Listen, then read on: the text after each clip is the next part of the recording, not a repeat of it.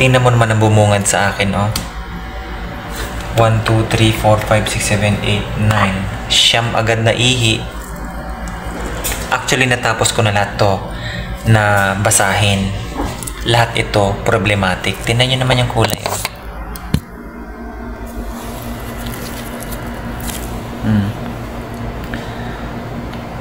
Ito.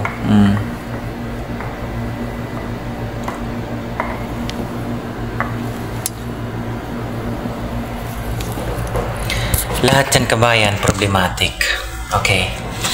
Kadalasan sa atin, okay, hindi pa pag tayo ay nagpapalaboratory. Kapag na-receive na natin yung resulta at may nakita tayo na parang, bakit ito? Positive, positive, positive. Ano mong gagawin? Karamihan sa mga pasyente o kaya karamihan sa mga tao na nagpapalaboratory nang ganyan na may mga positive na nakikita, nagpapanik yan. Nag-google agad yan. Na which is, pag nakita nila yung mga sin-search nila dyan sa Google, mas lalo silang natataranta. Mas lalo silang natatakot. Ito na lang ang tandaan nyo. Kaya ka nagpagawa ng laboratory sa utos ng doktor mo dahil may naramdaman ka. Hindi po ba? Ngayon, dun sa nabasa mo sa Google, huwag mong sabihin na parehas kayo na naka-indicate dun sa Google base sa nararamdaman mo. Pwedeng magkaiba po yan. Okay? Kaya huwag kang matakot. Kung may nabasa ka man dyan na parang nakakatakot na sobra dyan sa Google na yan, at yung sinabi sa'yo ng doktor hindi tugma dun sa sinerch mo, hindi. Kasi sabi sa Google, malala na daw ito kapag merong ganyan eh. Huwag ganyan yung mindset nyo. Etong mga to, akala mo sa kulay na yan. Tingnan yung kulay niya yan.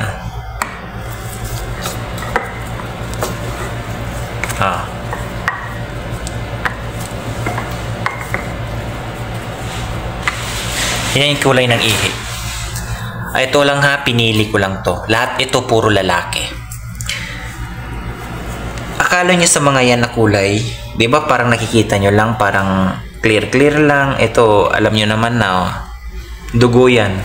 Nag-brown na dahil sa dugo. Okay? Eh yun, malamang. Kitang-kita naman ang ebidensya. Ito naman, kitang-kita din ang ebidensya. Pero alam nyo ba to? Lahat yan puro may nana. Ito. Okay? Yung kulay na yan. Okay? Looks can be deceiving sometimes yan. Okay? Back tayo dun sa ano. Napapraning dahil may nakita sa resulta. Ito, kabayan ha. For example, itong pasyente na ito, lahat yan nagsasabi naman na may masakit sa kanila. Kita naman eh. Hindi po nagsisinungaling ang resulta sa laboratory. Okay? Lahat po ito na lalaki, lahat po at dulo masakit ang pag-ihi. Okay? Ito, okay. May further mga investigation pa ang gagawin sa kanila yan. Okay?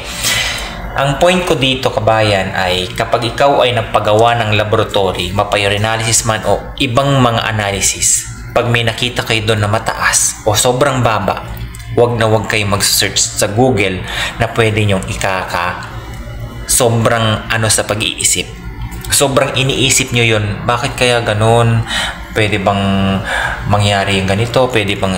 Alam nyo yun, makinig lang kayo sa doktor nyo.